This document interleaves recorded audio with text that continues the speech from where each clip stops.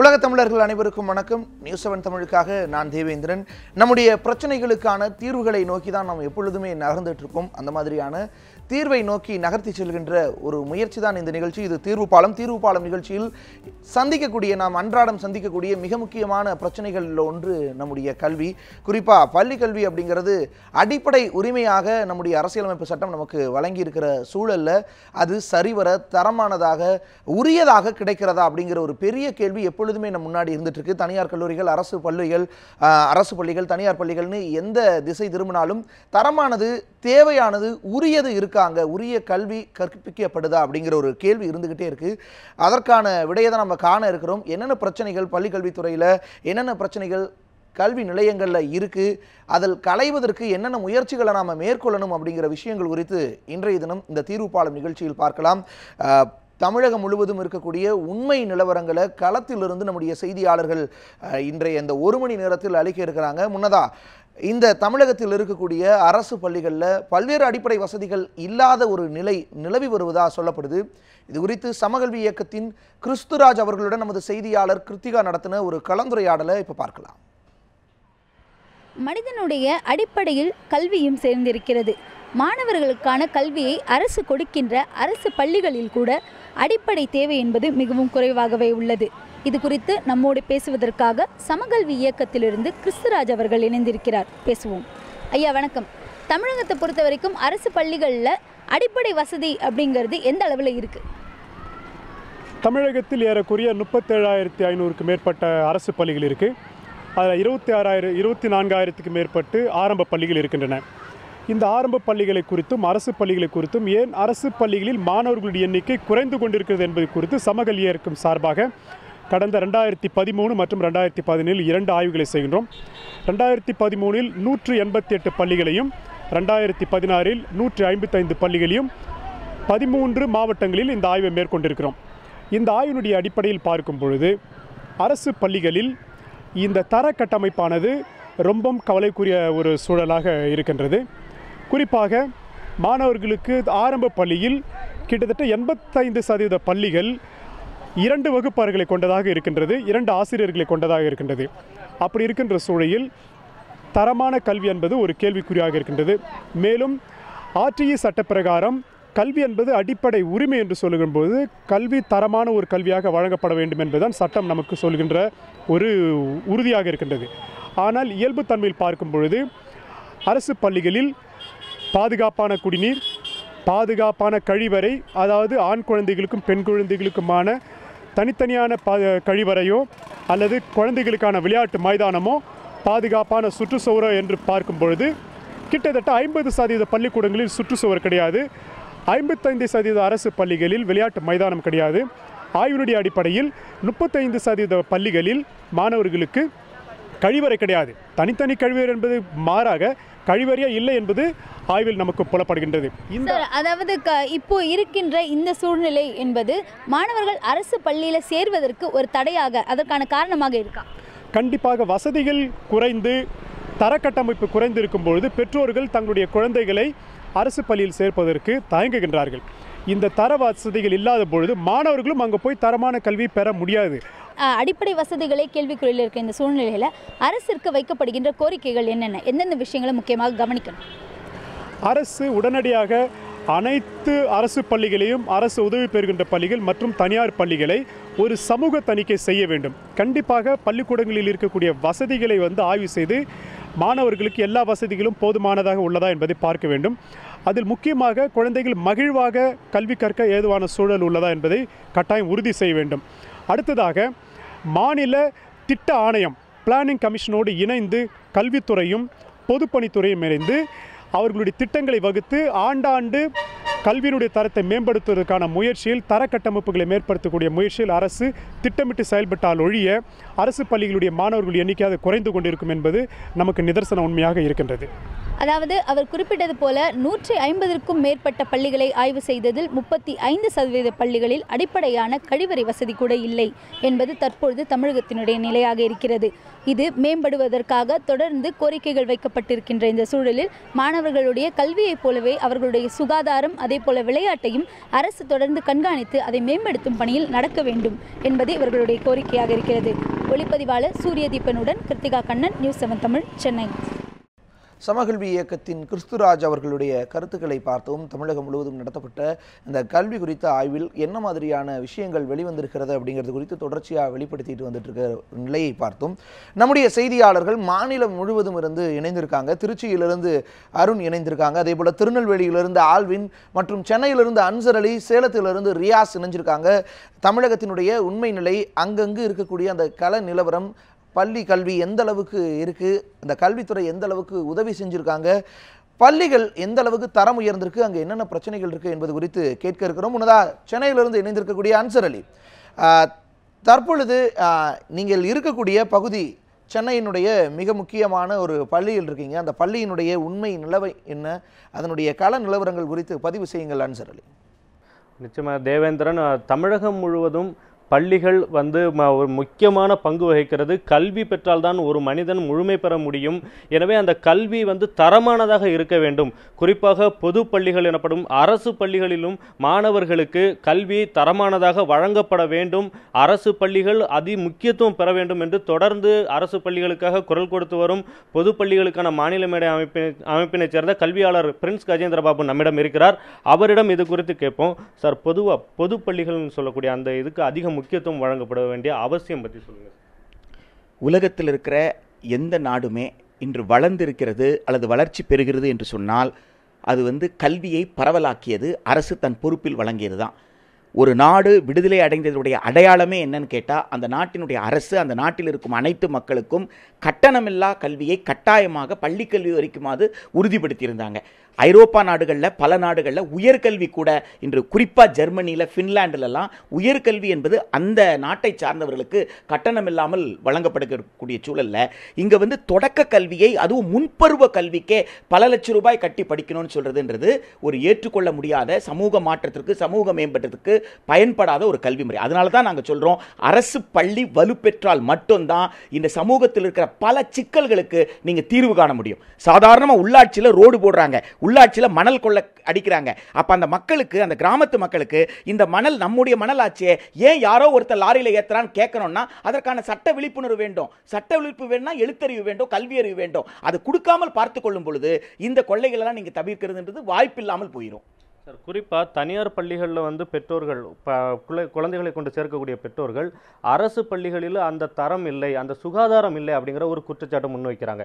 அரசு பள்ளிகளில் இந்த தரம் இல்லை, சுகாதாரம் இல்லைங்கிற குற்றச்சாட்டு பெற்றோர்களால் வைக்கப்படுதுன்னா அதுக்கு முக்கியமான காரணம் அரசு அதை சரிவர நிறைவேற்றவில்லை என்பதனை. இந்த குற்றச்சாட்டை நீங்கள் எப்படி பார்க்குறீங்க? அதாவதுங்க, இப்போ குடி தண்ணீர் வேண்டும் என்றால் மெட்ரோ வாட்டர் தான் மக்கள் இன்னி வரைக்கும் நாடிக்கிட்டு இருக்கிறாங்க. குடி தண்ணீர் இல்லைன்னா தெருவில் குடி தண்ணீர் வேணும்னு கேட்குறாங்க. அதே மாதிரி ரேஷன் கார்டில் அரிசி கிடைக்கல, சக்கரை கிடைக்கல, மக்கள் தெருவுக்கு போராடிக்கிட்டு இருக்காங்க. அப்ப ரேஷன் கார்டு அரசாங்கம் தான் கொடுக்கணும், ரேஷன்ல தான் அரிசி கொடுக்கணும்ன்றத விரும்புறாங்க. ஆனா பள்ளிக்கூடத்திற்கு ஏன் தெருவுக்கு மக்கள் வரலன்ற கேள்விதான் இருக்கு. அதற்கு காரணம் என்னன்னா, தான் பெற்ற பிள்ளைகள் தான் பட்ட கஷ்டம் பிள்ளை படக்கூடாது. அப்ப பிள்ளையை கொண்டு தெருவில் வச்சுக்கிட்டு போராட முடியுமா என்கின்ற இக்கட்டான சூழல் இருக்கிறாங்களே தவிர அரசு பள்ளிகளை பெற்றோர் நம்பல விரும்பல என்பது வடிகட்டின பொய். அப்படி அரசு பள்ளிகளை பெற்றோர்கள் நம்பலன்னு சொன்னா கேந்திர வித்யாலயால எப்படி போய் சேர்றாங்க? நவோத்யா வித்யா, அது நம்ம சென்னை கார்பரேஷன் ஸ்கூல் மாதிரி, அதுவும் கவர்மெண்ட் நடத்துற ஸ்கூல் தானே, நம்ம வரிப்பணத்தில் நடத்துற ஸ்கூல் தானே. அப்ப கேந்திர வித்யாலயாவை எப்படி நடத்துகிறார்களோ அதை போல மாநில அரசுக்கு உண்டான நிதியை மத்திய அரசு ஏன் கொடுக்க மறுக்கிறது என்பதுதான் கேள்வி. ஒரு நவோத்யா வித்யாலயால ஒரு குழந்தைக்கு எவ்வளவு செலவு பண்றீங்க? ஒரு கேந்திர வித்யாலயால, ஒரு சைனிக் ஸ்கூல்ல மத்திய அரசாங்கம் ஒரு குழந்தைக்கு எவ்வளவு செலவு பண்ணுது? எந்த மாதிரியான வசதிகள் கொடுத்திருக்கிறீங்க? அந்த வசதிகள் நீங்கள் மாநிலத்தில் இருக்கிற பள்ளிகளுக்கு கொடுக்க வேண்டாமா? இந்திய அரசு சட்டத்தினுடைய 14 பிரிவு என்ன சொல்லுது? ரைட் டு ஈக்குவாலிட்டி சொல்லுது. அப்ப அந்த பள்ளியில படிக்கிற பிள்ளைக்கு நம்முடைய வரிப்பணத்தில் பெரிய பணத்தை உங்களால செலவு பண்ண முடியுது, ஆனா எம் பிள்ளைக்கு நீங்க அந்த பணத்தை செலவு பண்ண மாட்டீங்களா என்பதுதான் கேள்வி. எனவே அரசு தொடக்க பள்ளிகள்ல 1ஆம் வகுப்பிலிருந்து 5ஆம் வகுப்பு இருக்கிற பள்ளிகள்ல ஆசிரியர்களுக்கு அலுவல் பணி கொடுக்க கூடாது. ஆசிரியர்கள் ஆசிரியர் பணி மட்டும் தான், கற்றல் கற்பித்தல் பணி தான் செய்யணும். உடற்பயிற்சி ஆசிரியர் பணியிடங்கள், இசை ஆசிரியர், ஓவிய ஆசிரியர் போன்ற பணியிடங்களே இல்லை. அலுவலக ஊழியர் பணியிடமே இல்லை, துப்புரவு தொழிலாளி கூட இல்லை. அப்படின்னும் போது என் பிள்ளைய அங்க போய் சேர்க்கும் போது நான் தயங்கத்தான் செய்வேன். எனவே அரசு தன் பள்ளிகளை வலுப்பெற வைக்கும் பொழுதுதான் உண்மையிலே கல்வி என்பது இந்த சமூகத்தில் தரமானதாக கிடைக்குமே தவிர அது தனியாரால் சாத்தியமில்லை. அதனால தான் அரசு பள்ளிகளை வலுப்படுத்த வேண்டும் என்று கோரிக்கை வைக்கிறோம். சார், பொதுவாக தனியார் பள்ளிகளின் ஆசிரியர்கள், பொது பள்ளிகளில் உள்ள ஆசிரியர்கள், அரசு பள்ளி ஆசிரியர்கள், இவர்களுடைய கற்பித்தல் திறன் இதை ஒப்பீடு செஞ்சால் எப்படி இருக்கும்? அதாவது கற்பித்தல் திறன், ஒருத்தர் பிஎட் முடிச்சிருக்காங்க, டைட்டில் டிடிஎட் முடிச்சிருக்காங்க. டைட் பெரும்பகுதி அரசு நடத்தக்கூடிய கல்லூரிகள், அரசு அங்கீகாரம் பெற்ற கல்லூரிகள். அதே மாதிரி பிஎட் உங்களுக்கு யூனிவர்சிட்டி கொடுக்குற சர்டிஃபிகேட் தான். எனவே அதை பாஸ் பண்ணிட்டு வெளியில் வர்றவங்களுக்கு தரம் இல்லை, தரம் இருக்குது, இந்த ஸ்கூல் டீச்சருக்கு தரம் இருக்குது, அந்த ஸ்கூல் அது அல்ல, சூழல் எப்படின்றது தான். இப்போ தனியார் பள்ளியை பொறுத்த வரைக்கும் கற்பிக்க வேண்டிய அவசியம் இல்லை என்பது நிர்வாகத்துடைய தெளிவான முடிவு. இந்த பிள்ளைய மனப்பாடம் செய்யவை, மார்க் எடுக்கவை, மார்க் எடுத்தா அடுத்த மார்க்கெட், இந்த 200க்கு 200 எடுத்துட்டான், இத்தனை பேர் எடுத்தான்னு சொன்னா அடுத்து 200 பேரை நான் சேர்க்க முடியும் என்பதுதான். ஆனால் அரசு அப்படி செய்ய முடியாது. அரசு ஒரு குழந்தை கற்றுக்கொள்வதை தான் உட்படுத்த முடியும். அப்ப கற்றுக்கொள்வதற்கு மதிப்பெண் ஒரு அளவுகோல் அல்ல. கற்றுக்கொள்வது கற்றுக்கொண்ட பிறகு என் திறன்களை நான் வெளிப்படுத்துவது. இப்போ அரசு கல்லூரி, அரசு பள்ளி மாணவர்கள் எடுத்துக்கோங்க, அறிவியல் கண்காட்சியில் எவ்வளவு சிறப்பாக கோட்பாடு ரீதியாக ஒரு அறிவியல் விளக்கத்தை அவங்களால கொடுக்க முடியுது, பல்வேறு தலைப்புகளில் பேச முடியுது. இந்த மாதிரி ஏன் தனியார் பள்ளியில் செய்ய முடியல? சில தனியார் பள்ளியில் இதுக்காக ரொம்ப ட்ரைனிங் கொடுத்து கொண்டு போய் நிறுத்தினாதான் உண்டே தவிர எல்லாராலையும் செய்ய முடியாது. ஆனால் எந்த கூடுதலும் பயிற்சியும் இல்லாமல் இந்த பணியெல்லாம் எப்படி அரசு பள்ளி மாணவர்களால் செய்ய முடியுது? எனவே கற்றல் செயல்பாடு என்பது நிகழ்ந்தால் தான் என்ன கற்றுக்கொண்டானோ, என்னை உள்வாங்கிக் கொண்டானோ அதை அவன் வெளிப்படுத்த முடியும். அப்படி வெளிப்படுத்தக்கூடிய பள்ளிகளாக அரசு பள்ளிகள் இருக்கிறது. அதற்கான சூழல் இங்கே இருக்கிறது. இந்த சூழல் தனியார் பள்ளியில் இல்லை என்பதை நான் உணர வேண்டும்.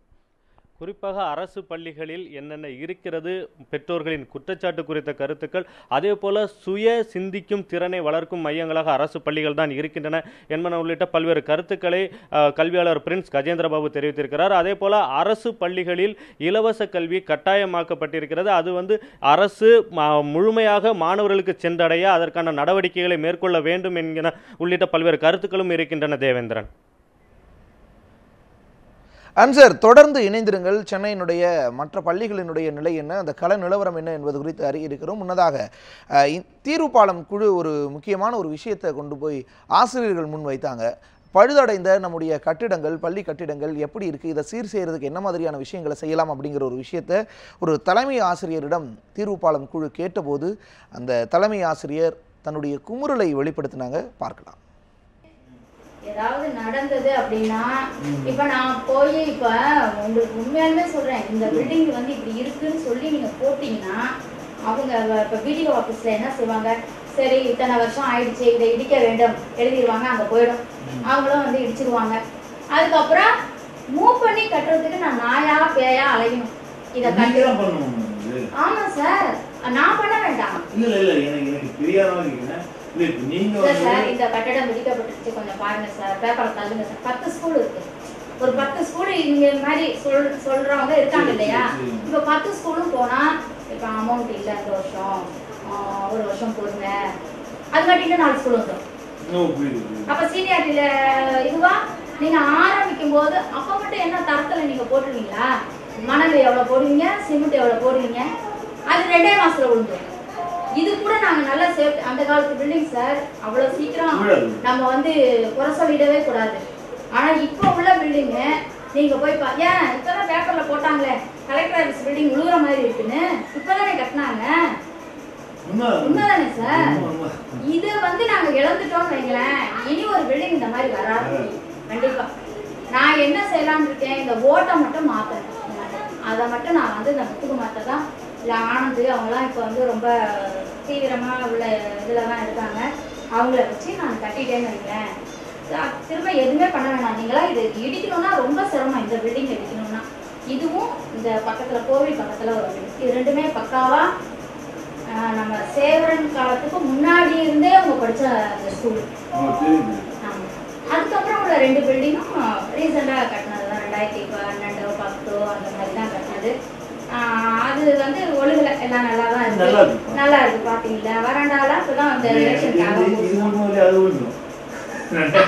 இல்ல சார், ஜன்னல்ல எதுவும் கூட்ட முடியலையே. இப்ப ஒரு பையன் 1ஆவதுல உள்ள நுழைஞ்சி உள்ள போய் இதுல பாத்ரூம் சாவியை இப்படி மாட்டி வச்சிருக்காங்க, அந்த சாவி கொத்த தூக்கிட்டான் லீவ்ல. அதுக்கப்புறம் அந்த பைப் லைன் எல்லாம் கொடுப்போம் பாருங்க, அந்த சின்டெக்ஸ் மேலே இருக்கிற மூடி ஏற்றிட்டு போயிட்டான், பைப் லைன்லாம் உடச்சிருங்க. இதெல்லாம் வந்து நாங்கள் அப்பப்போ மாற்றிக்கிட்டே இருக்கோம் அந்த இதில்.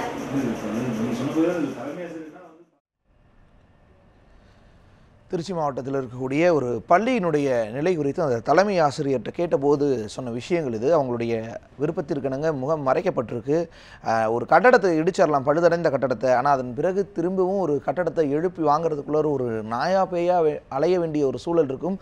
அதுவரை அந்த மாணவர்களினுடைய கற்றல் எங்கு நிகழும் அப்படிங்கிற ஒரு மிக முக்கியமான கேள்விகளை முன் வச்சுருந்தாங்க. தென் மாவட்டத்தில் இருக்கக்கூடிய மிக முக்கியமான மாவட்டமான சிவகங்கை மாவட்டத்தில் அங்கே இருக்கக்கூடிய அந்த அரசு பள்ளிகளினுடைய நிலை என்ன, அங்கே அடிப்படை வசதிகள் இருக்கா, எந்த அளவுக்கு இருக்குது, அதனுடைய நிலை என்ன அப்படிங்கிறது குறித்த ஒரு செய்தி தொகுப்பை நம்ம பார்க்க இருக்கிறோம். முன்னதாக திருச்சியிலிருந்து நம்ம இப்போ கேட்ட விஷயங்கள் அப்படிங்கிறது எந்த அளவுக்கு ஆழமானது, உண்மையானது அப்படிங்கிறது நம்மளால் நிச்சயமாக புரிஞ்சுக்க முடியும். ஏன்னா அதுதான் உண்மையான நிலை, நம்ம பார்த்துக்கிட்டு இருக்கக்கூடிய நிலை. திருச்சியிலிருந்து நம்முடைய செய்தியாளர் அருண் இணைஞ்சிருக்காங்க. அருண், அங்கே இருக்கக்கூடிய பள்ளிகளினுடைய நிலை என்ன, அந்த பள்ளிகள் எந்த அளவுக்கு சிறப்பாக இருக்குது, அங்கே என்னென்ன பிரச்சனைகள் இருக்குது, என்னென்ன தேவைகள் இருக்குது சொல்லுங்கள். நிச்சயமாக தேவேந்திரன், இங்கே பார்க்கும்போது பார்த்தீங்கன்னா திருச்சி மாவட்டத்தை பொறுத்த வரைக்கும் மேல்நிலை பள்ளிகள் அப்படின்றப்போ பார்க்கும்போது 142 மேல்நிலை பள்ளிகள் இருக்குது, உயர்நிலை பள்ளிகள் 179, நடுநிலை பள்ளிகள் 204, தொடக்க பள்ளிகள் வந்து 715 இருக்குது. இங்கே பார்க்கும்போது சில பள்ளிகள் வந்து மிகப்பெரிய அளவிலான ஒரு கடுமையான, எப்படி சொல்கிறது, ஒரு பாலையிலிருந்த கட்டிடம் போல தான் தற்போது இங்கே வந்து காட்சி அளிக்குது. அந்த காட்சியில் பார்த்துட்டு இருக்கலாம். இப்போ நாம் நின்று கொண்டு இருக்க பகுதி பார்த்திங்கன்னா திருவரும்பூர் ஒன்றியத்துக்கு உட்பட்ட பகுதியில் நின்று கொண்டு இருக்கோம். இது வந்து அண்ணா நகர் பகுதியை சேர்ந்தது. இது வந்து நடுநிலை பள்ளி. இந்த நடுநிலை பள்ளியை பார்க்கும்போது இது கடந்த ஒரு வருடத்துக்கு முன்பு இங்கே வந்து 200க்கும் மேற்பட்ட மாணவர்கள் வந்து படிச்சுட்டு இருந்தாங்க. இது ஏன் இப்போ பார்க்கும்போது பார்த்தீங்கன்னா பாலாணிஞ்சு நல்லா காட்சி அளிக்குது. இங்கே இவ்வளோ பெரிய பள்ளி கட்டிடங்கள் இருக்கின்றன. ஆனாலும் வந்து இப்போ இங்கே வந்து மாணவர்கள் இல்லாமல் பாழஞ்ச கட்டிடம் என்பதற்காக வந்து இப்போ இங்கே இருக்கக்கூடிய மாணவர்கள் அனைவருமே வந்து வேறு பள்ளிகளுக்கு மாற்றக்கூடிய ஒரு அவலமான நிலை தான் பார்க்கப்படுகிறது. அதே போல் தான் திருச்சி மாவட்டத்தில் இருக்கக்கூடிய ஏறக்குறைய ஒரு 25-30% பள்ளிகள் இதே நிலை தான் காட்சி அளிக்கிறது. தேவேந்திரன் சார் சொல்லுங்கள், இந்த பகுதியை பொறுத்த வரைக்கும், இந்த திருச்சி மாவட்டத்தை பொறுத்த வரைக்கும் இந்த பள்ளிகள் வந்து உதாரணமாக தான் பார்க்கப்படுது. அப்படின்றப்போ மற்ற பள்ளிகளின் நிலை எப்படி இருக்குது அப்படிங்கிறத சொல்லுங்கள் சார்.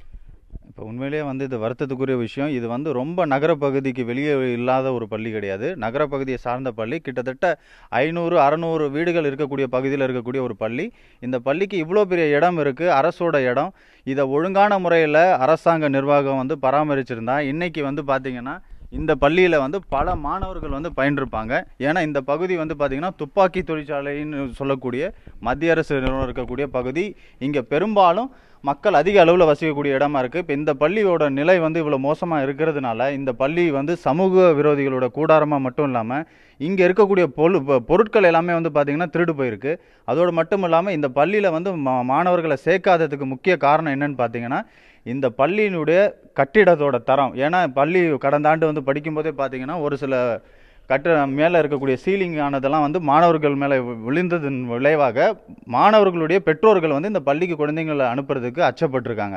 அது மட்டும் கிடையாது, இதில் வந்து சரியான முறையில் பராமரிப்பு இல்லை.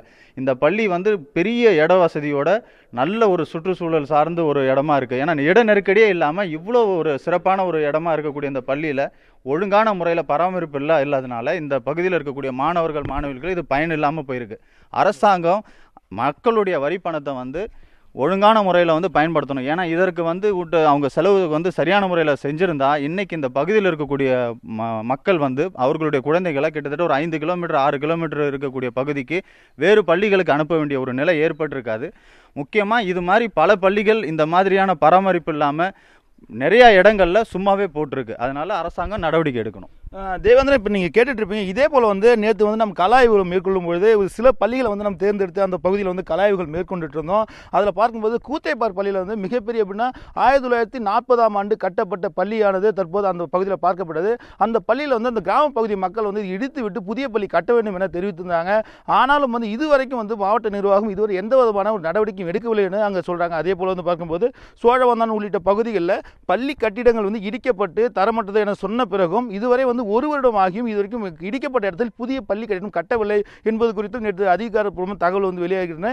இதை தொடர்ந்து மேலும் சிலர் இருக்காங்க, கேட்கலாம். இந்த பகுதியை சேர்ந்தவங்க. சார் சொல்லுங்கள் சார், இப்போ இந்த பள்ளி எப்பொழுது வந்து மூடி இருக்கு அப்படிங்கிறத சொல்லுங்கள். இப்போ இந்த பூட்டை வந்து திறக்க முடியுமா முடியாதா? இந்த பள்ளி கடந்த 1.5-2 ஆண்டுகளாகவே இந்த பள்ளி பூட்டி கிடக்கு. இங்கே இருக்கக்கூடிய பள்ளி கல்வித்துறையை சேர்ந்த அந்த கூடுதல் உதவி தொடக்க கல்வி அலுவலர் மற்றும் தொடக்க கல்வி அலுவலர் இவங்கெல்லாம் வந்து இதை பார்வை செய்கிறாங்கன்னு பார்வை செஞ்சு அதை வந்து உயர் அதிகாரிகளுடைய மாவட்ட கல்வி அலுவலர், மாவட்ட முதன்மை கல்வி அலுவலர் இப்படிலாம் இருக்காங்க. இவங்களுக்கெல்லாம் தெரியப்படுத்தி அதற்கான பிரச்சனைகளை பார்க்கணும். எங்கே இந்த உதவி தொடக்க கல்வி அலுவலர், கூடுதல் தொடக்க கல்வி அலுவலர்லாம் எங்கேயாவது ப்ரைவேட்டில் ஸ்கூல் வைக்கிறாங்களா, அதுக்கு பர்மிஷன் வாங்கி கொடுத்தோமா, அதுக்கு ஏதாவது லஞ்சம் கிடைக்குமா, இதைத்தான் பார்க்குறாங்களே ஒழிய மக்களுக்கு ஏற்கனவே இவ்வளோ பெரிய இடம் கிடச்சிருக்கு, இந்த பகுதி மக்களால் இந்த இடம் கொடுக்கப்பட்டிருக்கு, இந்த இடத்துல கட்டப்பட்ட இந்த பள்ளிக்கூடத்தில் இதில் என்ன மராமத்து பணிகள் இருக்குது அப்படிங்கிறத ஒரு மாதத்திற்கு ஒரு முறையோ 3 மாதத்துக்கு ஒரு முறையோ இந்த தொடக்க கல்வி அலுவலருங்கிறவங்க இந்த திருவரம்பூர் ஒன்றியம், இந்த பள்ளிக்கூடம் இருக்கிறது திருவரம்பூர் ஒன்றியத்துக்கு உட்பட்ட இடத்துல இருக்குது. அங்கே அந்த கல்வி அலுவலருங்க வந்து இதை பார்த்து இதனுடைய அரசினுடைய கவனத்துக்கு கொண்டு சென்றால் கண்டிப்பாக இது என்ன இருக்கலாம், இந்த மராமத்து பணிகளை பார்த்துருக்கலாம். இங்கே தொடர்ந்து இந்த பள்ளிக்கூடம் இயங்கிட்டு இருக்கும். இதனால் இந்த பள்ளிக்கூடத்தை பூட்டிட்டு பக்கத்தில் ஒரு பள்ளிக்கூடம் இருக்குது, அந்த பள்ளிக்கூடத்தில் கொண்டுட்டு போய் இதையும் சேர்த்து அங்கே வச்சு நடத்துகிறாங்க. அதனால் பிள்ளைங்களுக்கு பாவம் ஒரே இடத்துல 2 ஸ்கூல் பிள்ளைங்க படிக்கிறதுங்கிறது ஒரு கஷ்டமான சூழல். இதெல்லாம் ஏன் இந்த அரசு அதிகாரிகள் உணர்றாங்கன்னு தெரியல. தயவு செஞ்சு இந்த அரசு அதுக்கெல்லாம் நடவடிக்கை எடுக்கணும். சும்மா செயல்படாத அரசாக இருந்து என்ன பிரயோஜனம்? மக்களுக்கு பிரயோஜனம் இல்லாத அரசாக இருக்குது. இதே நிலை தான் தற்போது காட்சியில் இருக்கிறது. திருவரம்பூர் இந்த பகுதி திருச்சி மாவட்டத்தை பொறுத்த வரைக்கும் பார்க்கும்போது ஏறக்குறைய நிறைய பள்ளிகள் வந்து நல்ல முறையில் செயல்பட்டு இருந்தாலும் கூட சில இடங்களில் இது போன்ற பிரச்சனைகள் இருக்கிறது.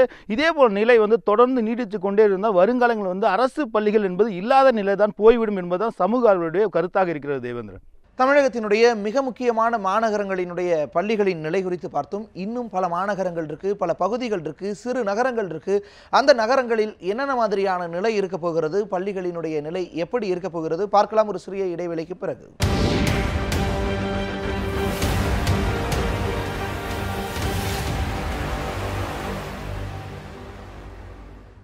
தீர்வுபாலம் நிகழ்ச்சிக்கு உங்களை மீண்டும் வரவேற்கிறேன். இனி தொடர்ந்து தமிழகத்தினுடைய மற்ற பகுதிகளில் இருக்கக்கூடிய பள்ளிகளினுடைய நிலை என்ன, சிவகங்கை மாவட்டத்தில் இருக்கக்கூடிய பள்ளிகளினுடைய நிலை என்ன, அரசு பள்ளிகளினுடைய நிலை என்ன, அங்கு என்னென்ன பிரச்சனைகள் இருக்கு இந்த தொகுப்புல பார்க்கலாம். சிவகங்கை மாவட்டம் முழுவதும் சுமார் 1200க்கும் மேற்பட்ட அரசு ஆரம்ப பள்ளி, அரசு தொடக்கப்பள்ளி, அரசு நடுநிலைப்பள்ளி, அரசு உயர்நிலைப்பள்ளி மற்றும் அரசு மேல்நிலைப்பள்ளி என செயல்பட்டு வருகிறது. இந்த பள்ளிகளில் சுமார் 5000க்கும் மேற்பட்ட ஆசிரியர்கள் பணியில் உள்ளனர். இந்நிலையில் அரசு பள்ளிகளில் பெரும்பாலான பள்ளிகளில் அதிகப்படியான மாணவர்கள் இருந்தும் அடிப்படை வசதிகள் ஏதும் இல்லாமல் சில கிராமத்தை சேர்ந்த அதிக மாணவர்கள் படிக்கின்ற பள்ளியை கூட தவிர்த்து தனியார் பள்ளிகளை கிராம மக்கள் நாடி வருகின்றனர். பைப்பில் தண்ணி சுத்தமாக வரல, பைப்பு போட்டுக்கால தவிர ஆனால் தண்ணி வரல. ரெண்டாவது இந்த படி இடி எல்லாம் உடஞ்சிருக்கு. எங்கள் பிள்ளைகள் வந்து இங்கே அதிகபட்சமாக பிள்ளைகள் இங்கே தான் படிச்சுட்டு இருக்காங்க. 30-40 பிள்ளைகளுக்கு மேலே இங்கே படிச்சுட்டு இருக்காங்க. அப்படி கீழே அவளுக்கு வந்து சுகாதாரமும் இங்கே ரொம்ப கம்மியாக இருக்கிற மாதிரி இருக்குது. அதில் சரி ஒன்றும் பாத்ரூம்லாம் இங்கே நல்லா இல்லை, அதெல்லாம் முறையாக பண்ணி கொடுக்குற மாதிரி செய்யணும். இதன் காரணமாக தனியார் பள்ளிக்கு நிகராக போட்டியிட முடியாமலும் அடிப்படை வசதிகள் எதையும் பெற முடியாமலும் அரசு பள்ளிகள் தவித்து வருகின்றன. குறிப்பாக வகுப்பறைகள் குறைவினாலும் மாணவர்களுக்கு அத்தியாவசிய தேவையான குடிநீர், கழிப்பறை என பல்வேறு அடிப்படை தேவைகளுக்காக கூட தவித்து வரும் சூழ்நிலை ஏற்பட்டுள்ளது. பழைய கட்டணம் ரொம்ப டேமேஜாக இருக்குது. எப்போ இடிஞ்சு விழுவணும், ஒரு பிள்ளைகளுக்கு சரியான பாதுகாப்பு இல்லாமல் இருக்குது. அதை கொஞ்சம் பண்ணி கொடுத்தா நல்லாயிருக்கும். மெயின் இதுக்கு வந்து பிள்ளைகளுக்கு காம்பவுண்ட் வால் தேவைப்படுது. என்ன காரணம்னா பிள்ளைங்க விளாண்டுக்கு இருக்குது, சின்ன பிள்ளைங்களை எப்பவும் கண்ட்ரோல் பண்ண முடியாது. பஸ் வர்ற போகிற பாதை, திடீர்னு பிள்ளைய ரோட்டில் ஓடியாச்சுன்னா ஒன்றும் பண்ண முடியாது. இதை பண்ணி கொடுத்தா எங்களுக்கு ரொம்ப கொஞ்சம் நல்லா வசதியாக இருக்கும். தனியார் பள்ளிகளின் அசுரவேக வளர்ச்சியை தாண்டி அரசு பள்ளியில் பணியில் உள்ள சில ஆசிரியர்களாலும் அப்பகுதி கிராமத்தினராலும் அரசு பள்ளியானது இன்றளவும் உயிர் பெற்று விளங்குகிறது. இன்றளவும் சில கிராமங்களில் அரசு பள்ளிகளில் 100 முதல் 500 மாணவ மாணவிகள் பயின்று வருகின்றனர். இந்நிலையில் இதுபோன்று அதிகளவில் மாணவர்களை கொண்ட அரசு பள்ளிகளில் கூட அடிப்படை வசதிகளான வகுப்பறை, குடிநீர், கழிப்பறை உள்ளிட்ட உள்கட்டமைப்புகள் இல்லாமல் இருப்பது மாணவர்களை பெரும் சிரமத்திற்கு ஆளாக்குகிறது. கூடத்தை வந்து நாங்கள் கிளாஸுக்கு யூஸ் பண்ணுற அளவுக்கு யூஸ் பண்ணுறதுக்காக கொடுத்துருக்கோம். ஆனால் இங்கே பிளாக் போர்டு எந்த ஃபெசிலிட்டிஸ் இல்லாதனால ஒன்றுமே பிள்ளைங்களால் கரெக்டாக படிக்க முடியல. அவங்க இருந்து படிக்கிறதுக்கான கரெக்டான பெஞ்ச் வசதி எதுவுமே பண்ணி கொடுக்கல. ஸோ இந்த முடியான கிராமம் சார்பாக நாங்கள் வைக்கிற கோரிக்கை என்னென்னா, இந்த கவர்மெண்ட் வந்து இமீடியட் ஆக்ஷன் எடுத்து அதுக்கு அந்த பிள்ளைங்களுக்கான ஸ்கூல் ஃபெசிலிட்டிஸ் அரேஞ்ச் பண்ணி கொடுத்தாக்க இதாக இருக்கும். கிராமங்களின் பள்ளிகளின் தரம் உயர்த்தப்பட்டும் கட்டிடங்கள் உட்கட்டமைப்பில் இன்னும் பழைய நிலையே தொடரும் நிலை உள்ளது. இதன் காரணமாக அங்கு பயிலும் மாணவ மாணவியர் போதுமான வகுப்பறைகள் இல்லாத காரணத்தினால் மரத்தடி நிழலிலும் வெட்ட வெளிகளிலும் பாடம் கற்று வருகின்றனர். மேலும் இதனை காட்டிலும் ஒரு சில கிராமங்களில் அந்த கிராமத்தை சேர்ந்த சமுதாய கூடத்தில்தான் இன்றளவும் வகுப்பறைகள் நடைபெற்று வருகிறது. அரசு உயர்நிலைப்பள்ளி தரம் உயர்த்தப்பட்டுள்ளது. தற்போது இடவசதி இல்லாமல் பிள்ளைகள் சமுதாய கூடத்தில் படித்து வருகிறார்கள்.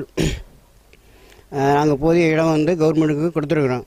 இன்னும் எங்களுக்கு கட்டணம் அனுமதிக்கப்படவில்லை. அதை கூடிய சீக்கிரம் எங்களுக்கு அனுமதி கொடுக்குமாறு எங்கள் கிராம பொதுமக்கள் சார்பாக கேட்டுக்கொள்கின்றேன். பள்ளியின் கட்டுமான பணிக்காக அப்பகுதி பஞ்சாயத்தின் சார்பில் இடம் ஒதுக்கியும் இதுவரை அந்த பகுதிகளில் கட்டுமான பணிகளை துவங்குவதற்கு நடவடிக்கை எடுக்கவில்லை என்பதே அப்பகுதி கிராம மக்களின் குற்றச்சாட்டாக உள்ளது. மேலும் ஒரு சில கிராமங்களில் இதுபோன்ற கட்டிடப் பணிகள் துவங்கியும் இன்று வரை முடிவு பெறாமல் உள்ளதன் காரணமாகவும் பழைய கட்டிடங்கள் இடிந்து விழும் சூழலிலும் பள்ளி வகுப்பறைகள் நடைபெற்று வருவதால் அடிப்படை வசதிகள் செய்தால் மட்டுமே இன்றளவும் அரசு பள்ளிகளின் மீதான மதிப்பு பொதுமக்கள் மத்தியில் உயரும் என தெரிவிக்கின்றனர். சுப்பிரமணியன், நியூஸ் 7 தமிழ், சிவகங்கை. பள்ளி கல்வி எந்த அளவுக்கு இருக்குது, மாணவர்களுக்கு அந்த கல்வி நிலையங்கள் எந்தெந்த அளவுக்கு இருக்குது, அடிப்படை வசதிகள் என்ன நிறைவேற்றப்பட்டிருக்கு, இன்னும் என்னென்ன பிரச்சனைகள் இருக்குது, இதற்கான தீர்வு என்ன என்பது குறித்து இந்த தீர்வு பாலம் நிகழ்ச்சியில் பார்த்து கொண்டிருக்கிறோம். தமிழகம் முழுக்க என்னதான் மாநிலத்தில் முதலிடம் பிடிக்கக்கூடிய மாணவர்கள் அதிகமாக கொங்கு மண்டல பகுதிகளிலிருந்து வந்தாலும் கல்வியினுடைய தரம் சார்ந்து அதிகமாக பார்க்கப்படக்கூடிய மாவட்டம் அப்படின்னா விருதுநகர், கன்னியாகுமரி இந்த மாதிரியான மாவட்டங்கள் தான். இங்கே தான் ஒட்டுமொத்த மாணவர்களுடைய தேர்ச்சி விகிதம் அப்படிங்கிறது தொடர்ச்சியாக எப்பொழுதுமே அதிகரிச்சுக்கிட்டே இருக்கக்கூடிய ஒரு மாவட்டங்களாக இருக்குது. குறிப்பாக கன்னியாகுமரி அதிகமான படித்தவர்கள் இருக்கக்கூடிய மாவட்டமாக பார்க்கப்படக்கூடிய அந்த மாவட்டத்தில் என்ன மாதிரியான நிலை இருக்குது, குறிப்பாக கன்னியாகுமரி மாவட்டத்தில் இருக்கக்கூடிய அந்த பழங்குடியினருக்கு என்று இருக்கக்கூடிய பிரத்யேகமாக இருக்கக்கூடிய பள்ளி இடிந்து விழும் நிலையில் இருப்பதாக சொல்லப்படுது. உடைந்த கட்டிடங்கள் மற்றும் உலர்ந்த மரங்களால் ஆபத்துள்ளதாகவும் கழிவறை குடிநீர் வசதி கூட இல்லை அப்படிங்கிற ஒரு விஷயத்தையும் அந்த பகுதி மக்கள் சொல்றாங்க. அது குறித்த ஒரு தொகுப்பு இருக்கு, பார்க்கலாம்.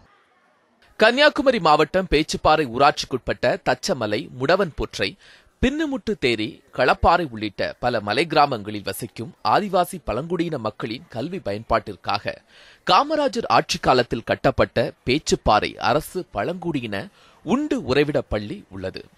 இங்கு ஒரு காலத்தில் 4000க்கும் மேற்பட்ட மாணவ மாணவிகள் பயின்று வந்த நிலையில் தற்போது 600க்கும் குறைவாகவே மாணவ மாணவிகள் பயின்று வருகின்றனர்.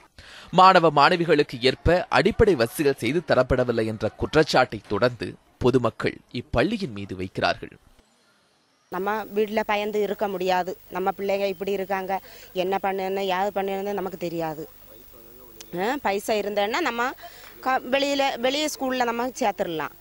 பைசா இல்லாமல் நம்ம கவர்மெண்ட் ஸ்கூலில் தான் நமக்கு சேர்க்க முடியும். அப்போ இவங்க இப்படி இருந்தாங்கன்னா நம்ம மன நிம்மதியோடு நம்ம பிள்ளைகளை வீட்டில் வச்சுட்டு நமக்கு இருக்க முடியுமா? வளாகத்தில் ஒரு சில புதிய கட்டிடங்கள் இருந்தாலும் அதிகமாக பழைய பாழடைந்த கட்டிடங்களே உள்ளன. அதில் மிகவும் சிதறமடைந்த ஒரு கட்டிடத்தில் 5ஆம் வகுப்பு வரை படிக்கும் மாணவ மாணவிகளை வைத்து எந்த ஐயமுமின்றி வகுப்புகளை ஆசிரியர்கள் நடத்தி வருகின்றனர். மேலும் ஆய்வக அறையில் எந்த உபகரணமும் இல்லாமல் தொடர்ந்து பூட்டி கிடக்கும் நிலை உள்ளதாகவும் விளையாட்டு உபகரணங்கள் இல்லை என்றும் புகார் எழுந்துள்ளது. இந்த ஸ்கூலை பொறுத்தவரை இந்த ஸ்கூல் இங்கே ஒரு விளையாட்டு மைதானம் கிடையாது. இங்கே விளையாட்டு பொருட்கள் எதுவுமே கிடையாது. இங்கே ஃபுல்லாக சுற்றி காடாக இருக்குது. பாம்பெல்லாம் வெளியிலேருந்து உள்ளாடி வருது. குடிநீர் வசதி முற்றிலும் இல்லாத நிலையில் கழிவறை வசதியும் இல்லாததால் மாணவ மாணவிகள் பெரும் சிரமம் அடைந்து வருவதாக கூறும் மாணவர்கள் பாழடைந்த கட்டிடங்கள் எப்போது வேண்டுமானாலும் விழும் அபாயத்தில் பிள்ளைகளை பள்ளிக்கூடத்திற்கு அனுப்பிவிட்டு எப்போதும் அச்சத்துடன் வீட்டிலிருந்து வருவதாக பெற்றோர்கள் தெரிவிக்கின்றனர். தங்கும் விடுதி, விளையாட்டு மைதானம், பள்ளிக்கூடம், சுற்றுப்பகுதி முழுவதும் புதர்மண்டி உள்ள நிலையில் இரவு வேளையில் சமூக விரோதிகளின் கூடாரமாக மாறுவதாகவும் குற்றச்சாட்டு வைக்கின்றனர். பள்ளிக்கூடத்தில் போதிய வசதி இல்லை என்ற செய்தியினை சேகரிக்க நம் தீர்வு பாலம் குழு சென்றபோது அனுமதி கேட்டும் உள்ளே அனுமதிக்காமல் ஆசிரியர்கள் வாக்குவாதத்தில் ஈடுபட்டனர். உங்க மேல அதிகாரி சொல்லுங்க, இப்படி சொன்னா ஒண்ணு எடுபடாதுங்க.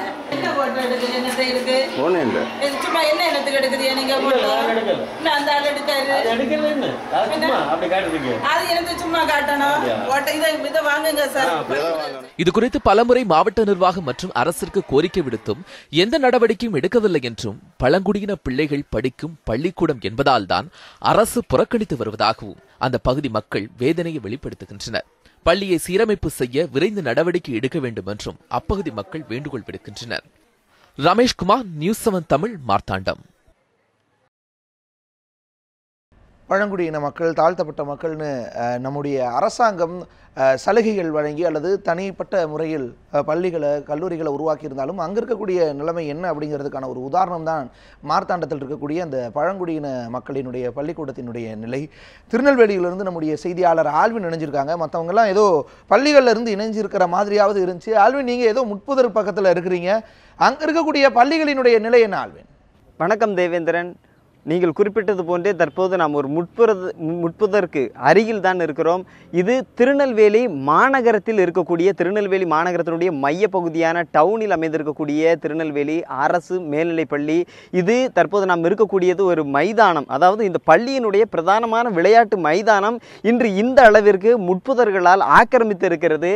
அது மட்டும் இல்லாமல் இந்த முட்புதர் தான் இந்த பள்ளியில் படிக்கக்கூடிய, இந்த திருநெல்வேலி மாநகரத்தின் இந்த பிரதான பள்ளியில் இருக்கக்கூடிய மாணவர்களுக்கான ஒரு கழிப்பிடமாக இருந்து கொண்டிருக்கிறதை இந்த இடத்திற்கு வந்த காலை முதலே கள ஆய்வு மேற்கொண்ட போது அங்கு அவர்களுடைய தேவைகளை பூர்த்தி செய்யக்கூடிய ஒரு இடமாக இந்த இடம் இருக்கிறது என்பதை தற்போது நாம் பார்க்க முடிகிறது. இதே போன்று அது மட்டுமல்லாமல் இந்த பள்ளியை பார்க்கின்ற போது திருநெல்வேலி கல்வி மாவட்டத்தினுடைய அருகே அமைந்திருக்கக்கூடிய ஒரு பள்ளி. இப்படிப்பட்ட பள்ளியில் அடிப்படை தேவைகள் என்பது கூட முழுமையாக இல்லாத ஒரு நிலை என்பது தற்போது இருந்து கொண்டிருக்கிறது. அந்த வகையில் பார்க்கின்ற போது இந்த இடத்தில் இந்த மாணவர்களுக்கு தேவையான எந்த விதமான அடிப்படை வசதிகளும் பூர்த்தி செய்யாத ஒரு நிலை என்பதும் இருக்கிறது. ஆகவே இன்று காலை இந்த மாணவர்கள் தங்களுடைய காலை கடனை எல்லாம் கழிப்பதற்காக இந்த இடத்திற்கு, அதாவது இந்த பள்ளியில் தேவையிலே அந்த இன்டர்வெல் என்று சொல்லக்கூடிய அந்த நேரத்திலும் அவர்கள் இந்த இடத்திற்கு வந்தார்கள். இதே போன்றுதான் திருநெல்வேலி மாவட்டத்தில் இருக்கக்கூடிய பிரதான பள்ளிகளில் இன்று கழிப்பறை என்பதும் அடிப்படை வசதிகள் என்பதும் உள்கட்டமைப்பு வசதிகளும் இல்லாத ஒரு நிலை என்பது இருக்கிறது.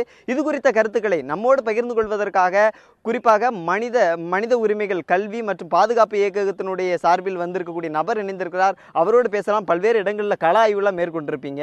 இன்னைக்கு இப்போ இந்த இடத்துல கூட இந்த விளையாட்டு மைதானம் இந்த அளவுக்கு சீர்கெட்டு இருக்கு. அவங்களுடைய மிக முக்கியமான ஒரு கடனை கழிப்பதற்கான ஒரு இடமாக இந்த முட்புதராக இந்த விளையாட்டு மைதானம்லாம் மாறி இருக்கு. இது எத்தனை பள்ளிகள் இருக்குது? உங்களுடைய அனுபவங்களை பகிர்ந்துக்காங்க. நான் கடந்த 2012 உச்சநீதிமன்றம் ஒரு உத்தரவு பிறப்பித்தது. அனைத்து பள்ளிகளிலும் அரசு பள்ளிகளில் கட்டமைப்புகளை சீர்படுத்தணும் சொல்லி ஒரு உத்தரவு போட்டாங்க. அன்றிலிருந்து இப்போ வரை நாங்கள் தொடர்ந்து ஆய்வுகளை மேற்கொண்டு வர்றோம். அந்த ஆய்வில் 70% பள்ளிகளில் கழிவறைகள் இல்லை. அப்படின்னா கட்டப்பட்டிருக்கும், தண்ணி இருக்காது. ஆனால் கட்டப்படாத அனைத்து பள்ளிகளுமே கழிவறை என்பது கட்டப்பட்டு பயன்படுத்தாத நிலையில் உள்ளது. அவர்கள் அந்த பள்ளியை விட்டு வெளியே இருக்கக்கூடிய, அதாவது முட்புதர்களையோ பள்ளிக்கு அப்பாற்பட்ட இடங்கள்லையோ போய் தான் அவங்களுடைய இயற்கை உபாதைகளை கழிக்கக்கூடிய ஒரு சூழல் இன்றைக்கி இந்த மாவட்டத்தில் 70% பள்ளிகளில் இருக்குது. குடிநீர் என்று சொல்லி பார்த்தீங்கன்னா ஏறக்குறைய 62% பள்ளிகளில் குடிநீர் கிடையாது. அதுக்கான வாய்ப்பே இங்கே இன்னும் உருவாக்கப்படலை. இப்போ நம்ம இருக்கக்கூடிய இந்த பள்ளிக்கூடங்களில் பார்த்தீங்கன்னா இப்போ கூட ஒரு சுற்றுச்சுவர் கிடையாது. இங்கே பார்த்தீங்கன்னா இந்த பள்ளிக்கூடத்துக்கு ஒரு மாவட்டத்தினுடைய மையப்பகுதி ஒரு சுற்றுச்சுவர் கிடையாது. ஆக சுற்றுச்சுவர் இல்லாத பள்ளிகள் அப்படின்னு சொல்லி பார்க்கும்பொழுது 85% பள்ளிகள் சுற்றுச்சுவர் இல்லாமல் தான் அரசு பள்ளிகள் இன்றைக்கி இங்கே இயங்குது. அது மட்டும் இல்லை, பள்ளிகளுக்குள்ள கட்டடங்கள், அதாவது வகுப்பறைகள் என்பது ஒரு போதுமான அளவுக்கு இல்லை. வகுப்பறைகள் மிக மோசமாக இருக்குது, தரம் தாழ்ந்து இருக்குது. மின்சார வசதி கிடையாது. அந்த மாணவர்களுக்கான அந்த மின்விசிறி வசதி கிடையாது. மின்சார வசதி ஏற்படுத்தாத பள்ளிகள் ஒரு 10% பள்ளிகள், இன்னும் மின்சார வசதியை ஏற்படுத்தாத பள்ளிகளும் இருக்குது, இந்த மாவட்டத்தில் இருக்குது. இப்படிப்பட்ட அவலநிலை குறித்து தான் நாங்கள் தொடர்ந்து இதை பேசிட்டு வரோம். அது மட்டும் இல்லை, இந்த ஆசிரியர்கள் வந்து முறையாக பள்ளிக்கூடத்துக்கு வருவதில்லை. மாணவர்களே வந்து சொல்கிறாங்க எங்கள் ஆசிரியர் லேட்டாக தான் வருவார் என்று அவங்க சொல்லக்கூடிய ஒரு நிலை. இந்த மாணவர்கள் மத்தியில் ஒரு நல்ல கல்வியை தருவதற்கான ஒரு பாடத்திட்டத்தை தருவதற்கான ஆசிரியர்கள் பற்றாக்குறை இருக்குது. அவன் நீங்கள் மற்ற பள்ளிகள், நவோதயா பள்ளிகள் போன்ற அரசு பள்ளிகள் பார்த்தீங்கன்னா எல்லாமே ஆசிரியர் முழுமையாக இருக்கிறாங்க. மெட்ரிகுலேஷன் பள்ளி, தனியார் பள்ளிகளுக்கு ஆசிரியர் முழுமையாக இருக்கிறாங்க. அப்போ அரசு பள்ளிகளில் தான் தமிழகத்தில் அதிக மாணவர்கள் படிக்கிறாங்க. ஆனால் அரசு பள்ளிகளோட நிலை அவலநிலை மிக ஆபத்தான ஒரு நிலையாக இருக்கிறது. இது அரசுடைய தலையிட வேண்டும் என்பது நாங்கள் கேட்டுக்கொள்கிறோம். நிச்சயமாக. அது மட்டும் இல்லாமல் இந்த பகுதியில் நாம் காலை முதலே வந்தபோது கூட இந்த இடத்தில் அந்த மாணவர்கள், அதாவது அவர்களுடைய காலை இடைவேளைக்கு வந்தபோது நீண்ட நேரமாக நம்மோடே இருந்த ஒரு சூழல் என்பதும் இருந்தது. அந்த சூழலிலும் கூட அவர்கள் தெரிவிக்க வேண்டிய ஒரு கருத்து என்னவாக இருந்தது சொன்னால், பள்ளிகளில் இன்று முறையான குடிநீர் வசதி என்பது ஏற்படுத்தப்படாத ஒரு நிலை என்பது இருக்கிறது. இது அவர்கள் ஆண்கள் என்ற காரணத்தால், அதாவது மாணவர்கள் வெளியிலே வந்து அவர்களுடைய அந்த தேவைகளை பூர்த்தி செய்யக்கூடிய ஒரு இடமாக இது மாறியிருந்தாலும் கூட பெண்களும் இதே போன்ற நிலையை சந்தித்து வருகிறார்கள். இது குறித்த கருத்துக்களையும் இங்கே இருக்கிறவர்கள் பேசலாம். பல இடங்களில் கள ஆய்வு மேற்கொண்டிருப்பீங்க. பெண்களுக்கு என்ன மாதிரியான நிலை இருக்குங்கிற சுருக்கமாக பதிவு செய்யுங்க. நம்ம மாவட்டத்தில் வந்து இன்னைக்கு 70% பள்ளிகளில் வந்து பெண்களுக்கான டாய்லெட்டுகளில் தண்ணீர் கிடையாது. ஆனால் பெண்கள் வந்து இன்றைக்கி வந்து 13 வயசுலேருந்து ஏஜிக்கு அட்டன் பண்ணும்போது அவங்களுடைய நாப்பின்கள் வந்து போகும்போது அது எரிக்கப்படாமல் அந்த இடத்துல இருக்குது. ஃபுல்லாகவே தண்ணி அந்த டாய்லெட்டில் வந்து தண்ணி இல்லாமல் இருக்குது. அதனால் வந்து பெண்களுக்கு வந்து கல்லடப்பு, பல சொரிசிரங்கு இதமான போன்ற நோய்கள் வர வாய்ப்பு இருக்குது. இன்றைக்கி 70% நம்ம மாவட்டத்தில் 70% பள்ளிகளில் வந்து பெண்களுக்கு தண்ணீர் வசதி டாய்லெட் இல்லாத இருக்குது வந்து நம்ம திருநெல்வேலி மாவட்டத்தில். அதே போல் இப்போ நீங்கள் சொன்னீங்க பெண்களுக்கு இல்லைன்னு சொன்னாங்க. ஆனால் காலையில் கல்வி அதிகாரிகளை தொடர்பு கொண்டு கேட்கும்போது முழுமையான வசதிகள் இருக்குதுன்னு சொன்னாங்க. அப்படி நீங்கள் கள ஆய்வு மேற்கொள்ளும் போது அது இருக்குதா? பயன்பாட்டில் எந்த அளவுக்கு இருக்குது? பயன்பாட்டில் அதாவது கழிவறைகள் இருக்குது, பயன்பாட்டில் இல்லை. அங்கே வந்து தூய்மை பணி செய்ததுக்கான ஆட்கள் போடலை, அதுக்குள்ளே பணியாளர்கள் யாருமே போடலை. பிள்ளைகளை துப்புரப்படுத்துறதுக்கு குறிப்பாக வந்து தண்ணி கிடையாது. டாய்லெட்டு பயன்படுத்தாமல் பாழடைஞ்ச கட்டிடம் மாதிரி இருக்குது. நிச்சயமாக இந்த மனித உரிமைகள் கல்வி பாதுகாப்பு இயக்கத்தினுடைய சார்பில் அவர்கள் தெரிவித்த கருத்துக்களை கேட்டிருந்தோம். இது தொடர்பாக காலையிலே நம் கல்வித்துறை அதிகாரிகள், முதன்மை கல்வி அலுவலரை எல்லாம் தொடர்பு கொண்டு கேட்டபோது இங்கு திருநெல்வேலி மாவட்டத்தில் பெரும்பாலான பள்ளிகளில் இந்த கழிவறை வசதி மற்றபடியான அடிப்படை தேவைகள் எல்லாம் பூர்த்தி செய்யப்பட்டு விட்டது என்று சொன்னார். ஆனால் அப்படி பூர்த்தி செய்யப்பட்டிருந்தாலும் இன்று அது பயன்பாட்டிற்கு வராத ஒரு நிலை என்பது இருக்கிறது. அப்படி அந்த கழிவறைகளுக்கும் தேவையான இடங்கள், அதாவது தண்ணீர் மற்றும் உள்ளிட்ட வசதிகளும் செய்து கொடுக்காதனுடைய காரணமாக மாணவர்கள் திருநெல்வேலி மாவட்டத்தில் மிகவும் பிரதானமாக வெளியிலே அவர்களுடைய அந்த இயற்கை உபாதைகளை கழிக்கக்கூடிய ஒரு இடமாக இன்று இருக்கிறது. ஒரு விளையாட்டு மைதானமே இன்று இந்த அளவுக்கு சீர்மண்டி இருக்கக்கூடிய கண்காட்சி, ஒரு நேரலையான ஒரு காட்சிகளை தான் தற்போது நாம் பார்த்து கொண்டிருக்கிறோம். இதுதான் திருநெல்வேலி மாவட்டத்தினுடைய தற்போதைய கள யதார்த்தம். தேவேந்திரன், மதுரை மாவட்டத்தின் மேலூரில் இருக்கக்கூடிய அரசு பள்ளியில் ஒரு சரியான அடிப்படை வசதிகள் இல்லை, அங்கும் பிரச்சனைகள் இருப்பதாக சொல்லப்படுது. அங்கே என்னென்ன பிரச்சனைகள் இருக்கு இந்த தொகுப்பில் பார்க்கலாம். மதுரை மாவட்டம் மேலூர் அருகே கொட்டாம்பட்டி ஊராட்சிக்குட்பட்ட கருங்காலக்குடியில் அரசு மேல்நிலைப்பள்ளி கடந்த 50 வருடங்களுக்கு மேலாக செயல்பட்டு வருகின்றது. இங்கு பயின்ற முன்னாள் மாணவர்கள் இராணுவம், அரசு பணிகள் பலவற்றில் பணிபுரிந்து ஓய்வு பெற்றுள்ளனர். பல்வேறு நன்மதிப்பை பெற்ற இந்த பள்ளி காலப்போக்கில் அதன் கட்டுக்கோப்பை இழந்து அதற்குரிய தனி மதிப்பை இழந்துள்ளதாக புகார் எழுந்துள்ளது.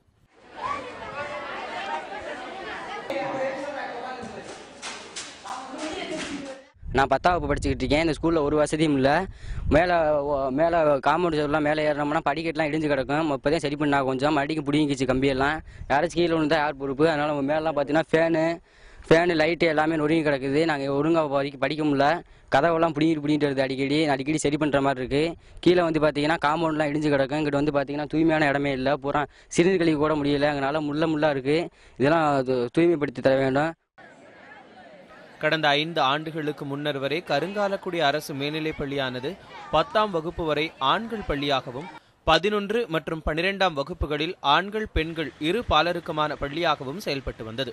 பெண்களுக்கு என தனியாக 10ஆம் வகுப்பு வரை அரசு பெண்கள் உயர்நிலைப் பள்ளியும் அதன் அருகிலேயே செயல்பட்டு வந்தது. மாணவர்களின் விரும்பத்தகாத செயல்களினால் அரசின் சுற்று அறிக்கை காரணமாக 11 மற்றும் 12ஆம் வகுப்பும் பெண்கள் பள்ளிக்கு அளிக்கப்பட்டு அவை மேல்நிலைப் பள்ளியாக மாற்றப்பட்டது. இப்போ இன்றைய நிலைமைக்கு பார்த்தீங்கன்னா பள்ளிக்கூடத்தில் வந்து எந்த ஒரு வசதியுமே இல்லை, அடிப்படை வசதியுமே இல்லை. பள்ளிக்கூடத்தில் பார்த்தீங்கன்னா பெரிய காம்பவுண்ட் சவர்லாம் கட்டியிருக்கு. ஆனால் காம்பவுண்ட் சவரில் பெரிய ஓட்டை இருக்குது. இந்த நிலைமை பார்த்தீங்கன்னா இன்றைக்கி பள்ளிக்கூடத்தில் படிக்கிற மாணவர்கள் மது அறிந்து விட்டு தான் கிளாஸுக்கே போகிறாங்க. இதுக்கு வந்து நிர்வாகமும் சரியாக பார்க்கறது இல்லை. கருங்காலக்குடி அரசு ஆண்கள் மேல்நிலைப் பள்ளியில் போதிய அளவு ஆசிரியர்கள் இருந்த போதிலும் மாணவர்கள் முறையாக பள்ளிக்கூடத்திற்கு வருவது கிடையாது. பள்ளி கட்டிடங்கள் அனைத்தும் சிதிலமடைந்தே காணப்படுகின்றன. பள்ளி விளையாட்டு மைதானம் செடிகள் அடர்ந்தும் புதர் மண்டியும் உள்ளது. மேலும் இரவு நேரங்களில் சமூக விரோதிகளின் கூடாரமாக இந்த மைதானம் மாறிவிட்டது.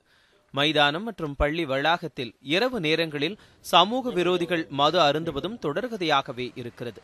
கால்நடைகளும் பள்ளி வளாகத்தில் திரிவதால் கல்வி கற்கும் சூழலே இல்லாமல் தான் மாணவர்கள் பயின்று வருகிறார்கள். இந்த கருங்காலக்குடியில் வந்து பார்த்தீங்கன்னா அரசு ஆண்கள் மேல்நிலைப் பள்ளியில் வந்து ரொம்ப மோசமான சூழ்நிலையை நோக்கி போய்கிட்டு இருக்கு. பள்ளி மாணவர்கள் வந்து ரொம்ப என்ன சொல்றதுன்னு தெரியல, ரொம்ப மது பழக்கங்கள், இந்த மாதிரி போதை பழக்கங்களுக்கு ரொம்ப அடிமையாயிட்டாங்க. அந்த ஸ்கூல் கிரவுண்டை சுற்றி பார்த்தீங்கன்னா வெறும் பாட்டில்கள், அந்த பாட்டிலை பூரா போட்டு உடைச்சு, அதாவது யாருமே எதுவுமே பண்ண முடியாத அளவுக்கு ஸ்கூல் போச்சு. பள்ளியில் சுகாதாரம் என்ன விலை என்பது போல முறையான குடிநீர் மற்றும் கழிப்பிட வசதி இல்லாமல் உள்ளது. பெரும்பாலான மாணவர்கள் திறந்த வெளியிலேயே சிறுநீர் மலம் கழிக்கிறார்கள். ஆய்வுக்கூடங்களை சுற்றி முட்புதர் மண்டி கிடக்கிறது. இதனால் சுகாதார சீர்கேடும் ஏற்பட்டுள்ளது. பள்ளிக்கு கட்டி கொடுக்கப்பட்ட கட்டிடங்கள், மேற்கூரைகள், நாற்காலிகள், பெஞ்சுகள் என அனைத்துமே உடைந்து போய் உள்ளது. பள்ளி வளாகம் முழுவதும் சீமை கருவேல மரங்கள் அண்டி உள்ளது. காலைல 9 மணிக்கு பள்ளிக்கூடத்தில் வரவங்க உடனே திரும்பி வந்து பள்ளிக்கூடத்தில் ஒரு ஆள் கூட இருக்கிற கிடையாது. ஆமாம், வாத்தியாரை கேட்டால் வாத்தியாரை அடிக்க போகிறாங்க. ஆமாம், இது மாதிரி பல தவறுகள் நடக்குது. உள்ள எந்த காம்பவுண்டு சவரோ ஒரு எந்த அடிப்படை வசதியுமோ எதுவுமே இல்லை. உள்ள இரவு நேரத்தில் மது இருந்துறாங்க. சில சமூக செயல்கள்லாம் இங்கே நிறையா நடைபெறுது. அதை ஒரு காவலாளி அரசாங்கத்தில் காவலாளி யாரும் போடலை. அதனால சமூக செயல் அதிகமாக நடக்குது இங்கே. பள்ளிக்கு அடிப்படை வசதிகள் செய்து தரப்பட்டு மாணவர்கள் தொடர்ந்து பள்ளிக்கு வர நடவடிக்கை எடுக்க வேண்டும் என்றும், மேலும் மாணவர்கள் ஆசிரியர்களை மதிக்கும் அளவுக்கு கட்டுக்கோப்பாக பள்ளியை நடத்த வேண்டும் என்றும் அப்பகுதி மக்கள் கோரிக்கை வைத்துள்ளனர். ரமேஷ், நியூஸ் 7 தமிழ், மேலூர்.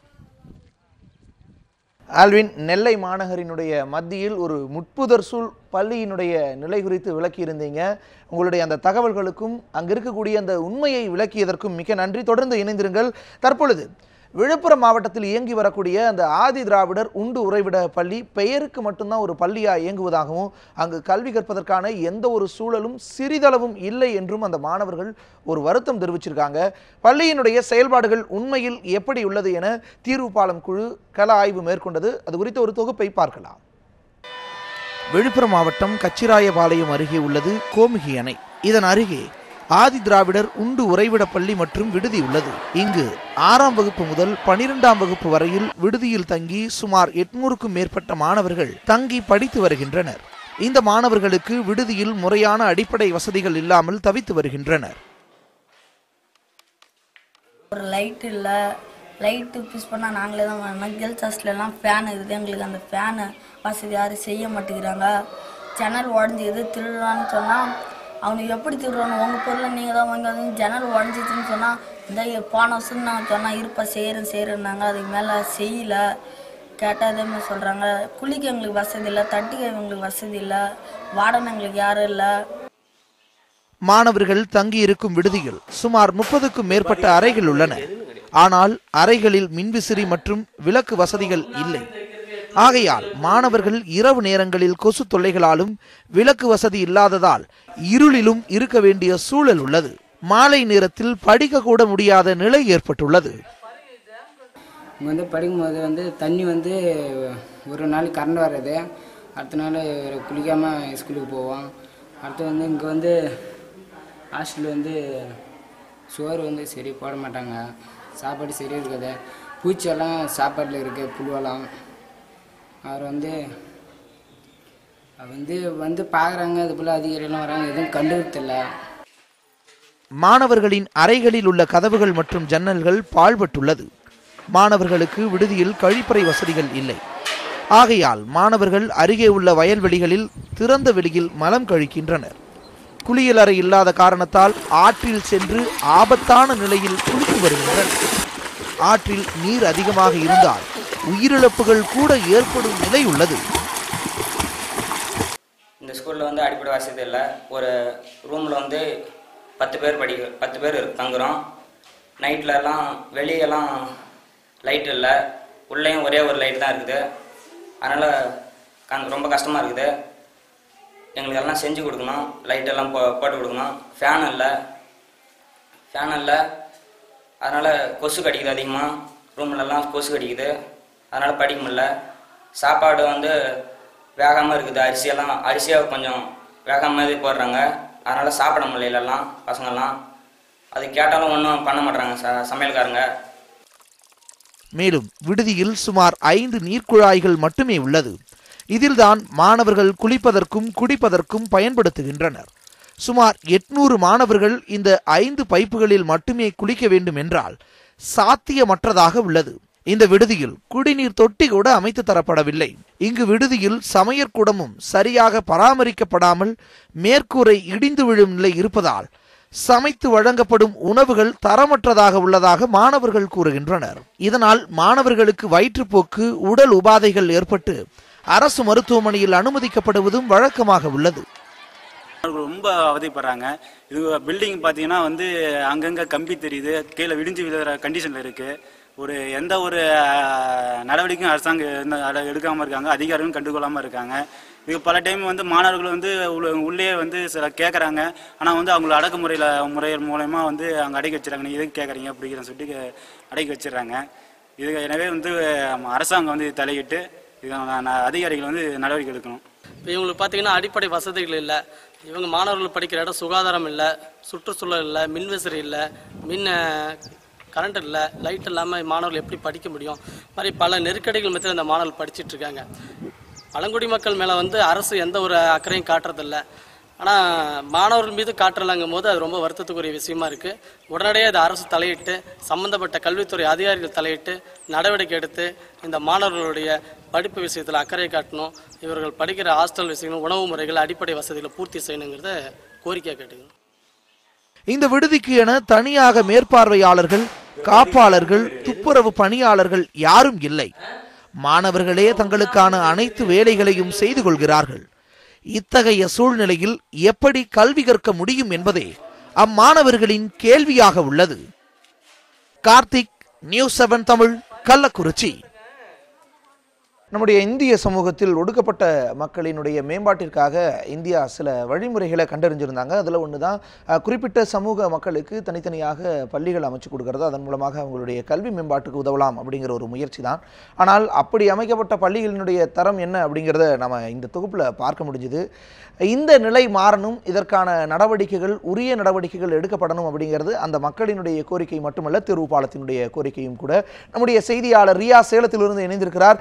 அந்த பகுதிகளுடைய நிலை என்ன, குறிப்பாக சேலம் மாநகர் அதை சுற்றியுள்ள பகுதிகளில் இருக்கக்கூடிய பள்ளிகளினுடைய தரம் என்ன, பதிவு செய்யுங்கள். வணக்கம் தேவேந்திரன். குறிப்பாக பார்த்தீங்கன்னா சேலம் மாவட்டத்தை பொறுத்த வரைக்கும் 267 மற்றும் உயர்நிலை மற்றும் மேல்நிலை பள்ளிகள் செயல்பட்டு வந்துட்டு இருக்கு. இதில் வந்து துவக்க பள்ளிகள் பார்த்தீங்கன்னாக்கா 1489 துவக்க பள்ளிகள் செயல்பட்டு வந்துட்டு இருக்கு. சேலம் மாநகராட்சியை பொறுத்த வரைக்கும் சேலம் மாநகராட்சியுடைய கட்டுப்பாட்டில் வந்து 250 அதாவது நடுநிலை மற்றும் உயர்நிலை பள்ளியும் அதே போல வந்து 300 துவக்க பள்ளிகளும் செயல்பட்டு வந்துட்டு இருக்கு. நான் இப்போ சேலம் அகரகாரம் பகுதியில் இருக்கிற ஒரு நடுநிலை பள்ளியில் இருக்கேன். அதாவது 2 தளங்களில் இந்த கட்டிடம் செயல்பட்டு வந்துட்டு இருக்கு. குறிப்பாக பார்த்தீங்கன்னாக்கா இந்த பள்ளி கட்டிடம் அதாவது பழமையான கட்டிடம். அதாவது 1936 இந்த பள்ளி துவங்கப்பட்டது. பின்னர் 1936 இந்த கட்டிடம் வந்து கட்டப்பட்டது. இந்த நிலையில் இந்த கட்டிடம் வந்து பாலாகி ரொம்ப மோசமான நிலையில இருக்கு. தற்போது இந்த கட்டடத்தை எப்படி செயல்பட்டு இருக்கு, இந்த பள்ளியோட நிலை என்ன என்பது குறித்து நம்ம பார்க்கலாம். அதாவது குறிப்பாக பார்த்தீங்கன்னா இந்த பள்ளியை சுற்றியும் பார்த்தீங்கன்னா அதாவது முட்புதர்கள் வந்து அதாவது செடிகள் வந்து முளைச்சிருக்கு. இதனால வந்து பள்ளிகளுடைய மாணவர்களுடைய எண்ணிக்கை பார்த்தீங்கன்னா ரொம்ப குறைஞ்சி போயிருக்கு. இங்க நடந்துட்டு இருக்கிற அதாவது 500 மற்றும் 1000 மாணவர்கள் படித்த இந்த பள்ளி வெறும் வந்து சொற்ப எண்ணிக்கையில் வந்து மாணவர்களான வகுப்பு நடைபெறுகிறது. தற்போது நீங்கள் இந்த ஒரு வகுப்பறையில் நீங்கள் பார்க்கலாம். தற்போது இந்த பகுதியில் ஆசிரியர் வந்து பாடம் எடுத்துட்டு இருக்காங்க. இந்த பகுதியில் பார்த்தீங்கன்னாக்கா மாணவர்கள் வந்து அதாவது மிக குறைந்த எண்ணிக்கையில் தான் வந்து இருக்காங்க. குறிப்பாக இந்த மொத்தமாகவே 1ஆம் வகுப்பு முதல் 8ஆம் வகுப்பு வரை இந்த பள்ளி செயல்பட்டு வந்தாலும் பார்த்தீங்கன்னாக்கா மொத்தமாகவே 50 மாணவர்கள் தான் இந்த பள்ளியில் வந்து படிச்சுட்டு இருக்காங்க. இதுக்கு காரணம் என்னன்னு சொல்லி பார்த்தீங்கன்னா இந்த பகுதியில் அதிகமான தனியார் பள்ளிகள் வந்து அதிகமாக வந்தது. இதனை தொடர்ந்து பார்த்தீங்கன்னா இந்த மாநகராட்சி நகராட்சியாக இருந்து மாநகராட்சியாக வகுக்கப்பட்டு துவக்கப்பள்ளியின் நடுநிலை பள்ளி தரம் உயர்த்தப்பட்டது. இந்த நிலையில் இந்த பள்ளியினுடைய பராமரிப்பு பணிகள் வந்து மாநகராட்சி சரியான முறையில் செய்யாததால் வந்து இந்த பகுதியில் வந்து மாணவர்கள் எண்ணிக்கை ரொம்ப வெகுவாக குறைஞ்சி வெறும் 50 எண்ணிக்கையில் தான் தற்போது வந்து இந்த பள்ளி செயல்பட்டு வந்துட்டு இருக்கு. தற்போது இங்கே இந்த வகுப்பறையில் நீங்கள் பார்க்கலாம். தற்போது 2-3 வகுப்புகளும் சேர்ந்து ஒரே வகுப்பறையில் வந்து நடக்கும் காட்சிகளை வந்து நாம் வந்து இங்கே வந்து பார்க்க முடியுது. இது தொடர்பாக நம்ம இங்கே இருக்கிற ஆசிரியர்கள் மற்றும் மாணவர்கள் வரும் நாங்கள் வந்து ஏற்கனவே கேட்க முற்பட்டோம். அவர்கள் வந்து யாரும் பேசக்கூடாது என்று வந்து தெரிவிச்சிருக்காங்க. இந்த 2 தளங்களையும் செயல்பட்டு வந்துட்டு இருக்கிற இந்த பள்ளிக்கூடம் பார்த்தீங்கன்னாக்கா தற்போது மாநகராட்சியோடைய பல்வேறு அலுவலகங்களும் இந்த செயல்பட்டு வந்துட்டு இருக்கு. இது முழுவதுமே பார்த்தீங்கன்னாக்கா மேல்தளத்தில் 10 வகுப்பறையும் அதாவது 5 வகுப்பறையும் செயல்பட்டு வந்து தற்போது இந்த பகுதியில் பார்த்தீங்கன்னா மாநகராட்சியோட பல்வேறு அலுவலகங்கள் குறிப்பாக பார்த்தீங்கன்னாக்கா மாநகராட்சியோடைய தொடக்க வேளாண்மை சிக்கன கூட்டுறவு நாணய சங்கம், அதே போல் இதே வளாகத்தில் பிறப்பிறப்பு சான்றிதழ் அலுவலகம் என பல்வேறு துறைகள் வந்து இந்த பள்ளி வளாகத்திலே வந்து ஆக்கிரமிச்சிருக்கிறதால வந்து வகுப்பறைகள் வந்து சும்மா 2 அல்லது 3 தான் செயல்பட்டு வந்துட்டு இருக்கு. அதே போல் இங்கே இருக்கிற குழந்தைகள் மையம் சத்துணவு குழந்தை மையத்தை பார்த்தீங்கன்னாக்கா இந்த பகுதியில் இங்கு வரதால் வந்து இங்கே இருக்கிற குழந்தைகளை வந்து உடனடியாக இங்கேருந்து அப்புறப்படுத்திருக்கிறாங்க. அதுபோல் இந்த மேல்தளம் வந்து இடிந்து விழும் சூழ்நிலையில் இருக்குது. மழை பெய்யும் போது இந்த பகுதியில் வந்து தண்ணீர் வந்து விழுவும் சூழ்நிலை தான் ஏற்பட்டிருக்கு. அதே போல் இந்த பள்ளிக்கு தேவையான அளவு பார்த்தீங்கன்னாக்கா குடிநீர் மற்றும் தண்ணீர் வசதி வந்து முறையாகவே கிடைக்கிறதில்ல. தற்போது இங்கே இருக்கிற சத்துணவு கூடம் எப்படி செயல்படுகிறது என்பது குறித்து நாங்கள் அதை பார்க்கலாம். தற்போது இந்த பள்ளியில் படிச்சுட்டு இருக்கிற 50 மாணவர்களுக்கு இங்கே இருக்கிற சத்துணவு கூடம் என்பது வந்து இழுந்து விழும் சூழ்நிலையில் இருக்குது. இவங்க வந்து அந்த சத்துணவு கூடத்தில் வந்து சாப்பாடு சமைக்க முடியல. அதாவது இந்த சத்துணவுக்கு அமைக்கப்பட்டிருக்கிற இந்த அறையில் பார்த்தீங்கன்னாக்கா பல்வேறு விஷ ஜந்துக்களும் பல்வேறு எரியுள்ள பல்வேறு தொல்லைகள் இங்கே வரதால் வந்து இங்கே வைக்கப்பட்டிருக்க எந்த சாப்பாடும் வைக்க முடியல. அது இங்கே பார்க்கலாம், இந்த அறையை நீங்கள் பார்க்கலாம். இந்த மேற்கூரையில் தான் இங்கே சாப்பாடு சமைக்கணும். ஆனால் வந்து இங்கே சமைக்காததால் வந்து வெளிப்புறத்துலேருந்து சமைச்சிட்டு இருக்காங்க. அம்மா நீங்கள் சொல்லுங்கள், இங்கே என்ன மாதிரி சிரமங்களை சந்திச்சிருக்கீங்க நீங்கள்? சரி, குறிப்பாக இங்கே இந்த அதிகாரிகள் வந்து பார்த்தாங்களா உங்களுக்கு? குறிப்பாக இங்கே பில்டிங் விழுற மாதிரி இருக்குது, அதுக்கு நீங்கள் ஏதாவது கேட்டிருக்கீங்களா நீங்கள்? அதாவது இங்கே இருக்கிற பணியாற்றுவர்களும் ஆசிரியர்களும் சரி இவர்களும் சரி இங்கே அதிகாரிகள் ஏதாவது சொல்லுவார்கள் என்பதற்காக இவர்கள் வந்து பேச மறுக்கிறாங்க. அதே போல் இங்கே இருக்கிற இந்த பள்ளியில் இங்கே இருக்கிற மாணவர்களுக்கும் ஆசிரியர்களுக்கும் செயல்பட்டு இருக்கிற அதாவது கழிப்பிடம் எப்படி இருக்குன்னு நீங்கள் நேரடியாக பார்க்கலாம். குறிப்பாக சேலம் மாவட்டத்தை பொறுத்த வரைக்கும் இந்த 1000க்கும் மேற்பட்ட பள்ளிகளில் வந்து கழிப்பிட வசதிகள் செய்யப்பட்டிருந்தாலும் ஆனால் அவங்களுக்கு வந்து தண்ணீர் வசதி இல்லை. இதே போல தான் இந்த பகுதியிலும் இருக்கிற கழிப்பிடங்களிலும் பார்த்தீங்கன்னா தற்போது இங்கே பயின்கின்ற இந்த மாணவர்களுக்காகவும் ஆசிரியர்களுக்காகவும் வைக்கப்பட்டிருக்கிற இந்த கழிப்பிடம் வெறும் கல்லும் மேடாகவும் அதே போல தண்ணி வசதி என்பதே வந்து இல்லாத வகையிலும் வந்து இங்கு அமைக்கப்பட்டிருக்கு. ரொம்ப பாலடைந்த வகையில் இதை தான் வந்து இந்த பகுதி மாணவர்களும் இங்கே இருக்கிற ஆசிரியர்களும் வந்து கழிப்பிடமாக பயன்பட்டு வந்துட்டு இருக்காங்க. தொடர்ந்து வந்து பல்வேறு தரப்பில் வந்து புகார்கள் அளிக்கப்பட்டாலும் ஆனால் மாநகராட்சி அதிகாரிகளும் யாரும் இது நடவடிக்கை எடுக்கலை. தற்போது இந்த பில்டிங்கை சுற்றி பார்த்தீங்கன்னாக்கா முழுவதும் விரிசல் விட்டுருக்கு. அதே போல் செடிகள் வளர்ந்து மிகவும் மோசமான சூழ்நிலையில் எப்பொழுதும் உயிருக்கு ஆபத்தான நிலையில் இந்த பள்ளியானது செயல்பட்டு வந்துட்டு இருக்கு. இது தொடர்பாக மாநகராட்சி அதிகாரி தொடர்பு கொண்டு கேட்டபோது மாநகராட்சி அதிகாரிகள் இது குறித்து பதிலளிக்க மறுத்துட்டாங்க. தொடர்ந்து பல்வேறு விதமாக வந்து பத்திரிகைகளிலும் செய்திகளிலும் இந்த பள்ளிகள் தொடர்பான செய்திகள் வெளிவந்த போதிலும் ஆனால் யாரும் இது வரைக்கும் நடவடிக்கை எடுக்கப்படலை. தொடர்ந்து இது குறித்து நான் பேசுவதற்காக இங்கு ஏராளமானவர் காத்திருக்காங்க, அவங்கள்ட்ட நம்ம கேட்கலாம். குறிப்பாக இந்த பள்ளிகள் தொடர்பான புகார்கள் வந்த போதிலும் இது தொடர்பாக யாரும் வந்து பேசுவதற்காகவும் முன்வரவில்லை. ஆசிரியர்களிடம் கேட்டால் வந்து மேல் அதிகாரிகள் வந்து தங்களுக்கு வந்து எதிரும் செய்வார் என்பதாக பேச வந்து மறுப்பு தெரிவித்தாங்க. தற்போது இந்த பள்ளிக்கு குடிநீர் என்பது வந்து மாநகராட்சி சார்பில் வழங்கப்பட்டு வருகிறது. ஆனால் குடிநீர் என்பது கடந்த 1 மாதமாக மாநகராட்சி சார்பில் வந்து குடிநீர் வழங்கப்படுவதில்லை என்பது வந்து வேதனையான விஷயம். சார் நீங்கள் சொல்லுங்கள், சேலத்தில் ரொம்ப பழமையான பள்ளி, இந்த நிலைமைக்கு என்ன காரணமாக இருக்குங்க? இந்த பள்ளிக்கூடத்தை பார்த்தீங்கன்னா ஒரு 84 ஆண்டுகளுக்கு முன்னால் கட்டப்பட்ட ஒரு துவக்கப்பள்ளி. சேலம் மாநகராட்சியில் ஒரு பழமையான பள்ளிங்க இந்த பள்ளி. அதுவும் குறிப்பாக வந்து சேலம் மாநகரத்தினுடைய மையப்பகுதின்னு சொல்லக்கூடிய முதல் அக்ரஹாரம், 2வது அக்ரஹாரம், இப்படி பஜார் வீதி போன்ற மையத்தில் வந்து இருக்கக்கூடிய மாநகராட்சியினுடைய மிகப்பெரிய துவக்கப்பள்ளினா இந்த பள்ளிக்கூடம் தாங்க.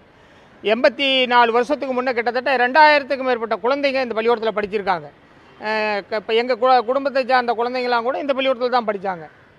அப்படி இருக்கக்கூடிய பள்ளிக்கூடம் இன்றைக்கி பார்த்தீங்கன்னா ஒரு பாலடைஞ்ச பழைய பங்களாவுக்குள்ளே பேய் படம் எடுக்கக்கூடிய ஒரு பூதாகரமான ஒரு சூழ்நிலையை வந்து வெளிப்படுத்தக்கூடிய நிலையில் தான் இந்த ஸ்கூல் கட்டடம் வந்து இன்றைக்கி வெளிப்பாடாக இருக்குது. ஒரு பள்ளிக்கூடம் மாதிரியே அந்த தோற்றம் இல்லை. வெடிப்புகள், பெரிய பெரிய வெடிப்பு, ஒரு விஷப்பூச்சிகள் இருக்கக்கூடிய ஒரு விபரீதமான சூழ்நிலை. சுற்றியும் பார்த்தீங்கன்னா இப்போ ஆலமரத்தினுடைய விழுதுகளும் ஆலமரத்தினுடைய விதைகளும் செவுத்தில் இறங்கியிருக்கு. இதையெல்லாம் மாநகராட்சியினுடைய நிர்வாகம் வந்து ரொம்ப மெத்தனமாக இருக்காங்க. அதான் கண்கட்டத்துக்கு பிறகு தான் சூரிய நமஸ்காரம்னு சொல்லுவாங்களே, அந்த மாதிரி அதில் பிரயோஜனம் இல்லைன்னு சொல்கிற மாதிரி கிட்டத்தட்ட ஒரு 60-70 குழந்தைங்க இன்றைக்கி படிக்கிறாங்க. இன்றைக்கி சூழ்நிலையில் இந்த குழந்தைங்களுக்கு ஏதாவது ஒரு விபரீதமான சம்பவம் நடந்ததுக்கு பிறகு தான் மாநகராட்சியினுடைய ஆணையாளர் இந்த பக்கம் திரும்பி பார்ப்பாரா என்னான்னு தெரியல. ஆனால் இவர் சூழ்நிலை தொடர்ந்து வந்து பத்திரிகைகளில் இந்த பள்ளிக்கூடத்தினுடைய நிலைகளை சம்மந்தமாக வெளிப்பாடு வந்துக்கிட்டே இருக்குது. செய்தியில் நாங்களும் பல பத்திரிகையில் பார்த்துருக்குறோம், செய்தியில் பார்த்துருக்குறோம். ஆனால் இன்றைக்கு வரைக்கும் இந்த மாநகராட்சியினுடைய பள்ளியை ஒரு ஆய்வு பண்ணி இந்த கட்டடத்தை வந்து புதுப்பித்து இங்கே இருக்கக்கூடிய ஸ்கூல் குழந்தைங்களை வந்து மேலும் விரிவாக்கம் பண்ணுறதுக்கு உண்டான ஒரு முயற்சி எடுக்கலை. அதனால் குறிப்பாக அடித்தட்டு மக்கள் வாழக்கூடிய மூட்டை தூக்குறவங்க குழந்தைங்க, ஆட்டோ ஓட்டுறவங்க குழந்தைங்க, இந்தமாரி கடைகளில் தனியார்கிட்ட வேலை செய்யக்கூடிய கூலிக்காரனோட குழந்தைங்கள்லாம் படிக்கக்கூடிய சாதாரண அடித்தட்டு மக்களுடைய குழந்தைங்க படிக்கக்கூடிய இந்த பள்ளிக்கூடத்தில் 2000க்கும் மேற்பட்ட குழந்தைங்க படிச்சிருக்காங்க. மீண்டும் அந்த நிலையை உருவாக்குற மாதிரியான ஒரு புதுப்பிக்கக்கூடிய பள்ளியாக இந்த பள்ளியை மாநகராட்சி மாற்றணும். அரசாங்கம் உடனடியாக கவனத்தில் எடுக்கணும். அப்படி எடுக்கலைன்னா நாங்களும் இது சம்மந்தமாக போராட வேண்டிய அவசியமும் ஏற்படுங்கிறது தான் இந்த நேரத்தில் நான் சொல்ல வேண்டியதாக இருக்குது. இதே போல் சேலத்தில் மற்ற பள்ளிகளோட நிலைமை வந்து எப்படி இருக்குது நீங்கள் பார்க்குறீங்க? பொதுவாக பார்த்தீங்கன்னா சேலம் மாநகரத்தில் சில பள்ளிகள் வந்து முறையாக நல்லா பண்ணிகிட்டு இருக்காங்க. இப்போ குகை பள்ளிக்கூடம், இந்த குகை பள்ளிக்கூடமெல்லாம் நல்லா பண்ணிகிட்டு இருக்காங்க. செவ்வாப்பேட்டையில் ஸ்கூல்லாம் நல்லா பண்ணிகிட்டு இருக்காங்க. சில பள்ளிக்கூடம் வந்து அம்மா உணவகமாக மாற்றிவிட்டாங்க. கிட்டத்தட்ட சேலம் மாநகரத்தில் இருக்கக்கூடிய அம்மா உணவகம் எல்லாமே குழந்தைங்க படிச்சுட்டு இருந்த பள்ளிக்கூடத்தை தான் அங்கே இருந்த குழந்தைங்களை இன்னொரு பள்ளிக்கூடத்தில் தூக்கி மெர்ஜ் பண்ணி அம்மா உணவகமாக மாற்றிவிட்டாங்க. ஆனால் கூடுதல் குழந்தைகளுக்கு இந்த அரசாங்கம் பள்ளி குழந்தைகளுக்கு கல்வியில் வந்து ரொம்ப கவனக்குறைவாக செயல்படுறாங்க. எல்லாருக்கும் கல்வி அப்படின்னு பேப்பரில் தான் இருக்குதே தவிர, ஏட்டில் தான் சட்டம் இருக்குதே தவிர, நடைமுறைப்படுத்துறதுல அரசாங்கம் ரொம்ப தொய்வாக இருக்குது. சேலம் மாநகரத்தில் இப்படி பெரும்பாலும் பள்ளிக்கூடம் இந்த நிலைமையில் இருக்குது. அதுலேயும் ரொம்ப மோசமான நிலைமையில் இருக்கிறது தேர்வீதி பள்ளிக்கூடம். இந்த பள்ளிக்கூடத்தை வந்து மாநகராட்சி ஆணையாளர் உடனடியாக கவனத்தில் எடுத்துக்கணும். குறிப்பாக இது தொடர்பாக நீங்கள் அதிகாரிகள் சந்தித்து மனு கொடுத்துருக்கீங்களா? அதிகாரிகள் தரப்பில் என்ன சொல்லப்படுறாங்க? பல ஆண்டுகள் பழமையான பள்ளி இது, ஆயிரக்கணக்கான மாணவர்கள் இந்த பள்ளியில் படிச்சிருக்காங்க, தொடர்ந்து இந்த நிலைமை நீடிச்சிட்டு இருக்கு. ஆணையாளர் நீங்கள் புகார் கொடுத்துருக்கீங்களா? நடவடிக்கை எடுத்திருக்காங்க? இந்த பள்ளிக்கூடம் சம்பந்தமாக முன்னாள் மாணவர்களுடைய பெற்றோர்கள் எல்லாம் சேர்ந்து ஒரு கூட்டம், முன்னாள் மாணவர்களோடு சேர்ந்து ஒரு கூட்டம்லாம் போட்டு அது சம்மந்தமாக 2016 7வது மாதம் ஒரு மனுவை கொடுத்துருக்குறோங்க. அதில் என்ன குறிப்பாக கொடுத்துருக்கோன்னு சொன்னால், பள்ளிக்கூடத்தினுடைய வெடிப்புகளை எல்லாம் உடனடியாக சீரமைச்சு, இது நல்ல உறுதியான கட்டடம் தான், அதுலாம் மாற்றம் கிடையாது. ஆனால் என்னென்னா அங்கங்கே வெடிப்பு வந்திருக்கு. ரொம்ப பழமையான கட்டடங்கிறதுனால வெடிப்பு ஏற்பட்டிருக்கு. அந்த வெடிப்புகளை வந்து உடனடியாக வந்து மராமத்து பணி செஞ்சு பெயிண்டிங் பண்ணணும். பள்ளிக்கூடத்தை வந்து ஒரு புது பொலிவோடு சீரமைக்கும். பொதுவாகவே ஒரு இடத்துக்கு உள்ளே வரோம்னா அந்த மனநிலையே குழந்தைகளுக்கு கல்வியாக மாறும். உள்ளே வரும்பொழுதே ஒரு பார்த்தீங்கன்னா இன்றைக்கி ஆடல் பாடல் பயிற்சிலாம் இருக்குது. அப்படி உள்ள ஸ்கூலுக்குள்ளே போகக்குள்ளேயே ஒரு கலகலப்பாக இருக்கணும். ஆனால் இதுக்குள்ளே வரக்குள்ளே பயமாக இருக்குது, ஒரு பேய் பங்களா மாரியே இருக்குது. தேவேந்திரன், குறிப்பாக ஒரு கருத்தை கேட்டிருப்பீங்க. குறிப்பாக இந்த பள்ளியானது இங்கே பாடம் பயிலவே வந்து ரொம்ப அச்சமாக இருப்பதாகவும், ஆனால் இங்கே இது தொடர்பாக இங்கே பேசுவதற்காகவும் குறிப்பாக இங்கே பெற்றோர்களும் அதே போல் ஆசிரியர்களும் யாரும் வந்து தயாராக வரல. இருந்தபோதிலும் மேல் அதிகாரிகள் வந்து அவர்களை வந்து நடவடிக்கை எடுப்பாங்க என்பதற்காக ஆசிரியர்கள் வந்து அப்படி சொல்லியிருக்காங்க தேவேந்திரன். இருந்தபோதிலும் இந்த பள்ளியை சீரமைக்க அரசுடன் நடவடிக்கை எடுக்க வேண்டும் என்பது இது பகுதி மக்களுடைய கோரிக்கை. ரியாஸ், நிச்சயமா ரியாஸ், அந்த பகுதியினுடைய பள்ளியினுடைய நிலை குறித்து அருமையாக விளக்கியிருந்தீங்க. அதே நேரத்தில் ஒரு பள்ளியில் அரசு அலுவலகங்கள் இருப்பது எந்த அளவுக்கு நியாயமானதாக இருக்கும் அப்படிங்கிறது இன்னும் தெரியல. அதுவும் ஒரு கேள்விக்குள்ளாக்கப்பட வேண்டிய ஒரு விஷயம்தான். பள்ளிக்கல்வியை பொறுத்தளவு இது நம்முடைய அடிப்படை உரிமை. கற்றல் கற்பித்தல் மட்டுமல்ல, அந்த சூழலும் அதுவும் நம்முடைய உரிமை தான். அந்த சூழலும் அந்த கட்டிடங்களும் அதற்கான தேவைகளும் நம்முடைய உரிமை தான். அந்த உரிமையை ஒரு கடமையாக இந்த அரசு செய்யும் என்று நம்பலாம். இனியும் அதை விழிப்போடு செய்வாங்க அப்படிங்கிற ஒரு நம்பிக்கையோடு இந்த நிகழ்ச்சியை நிறைவு செய்கிறேன். வணக்கம்.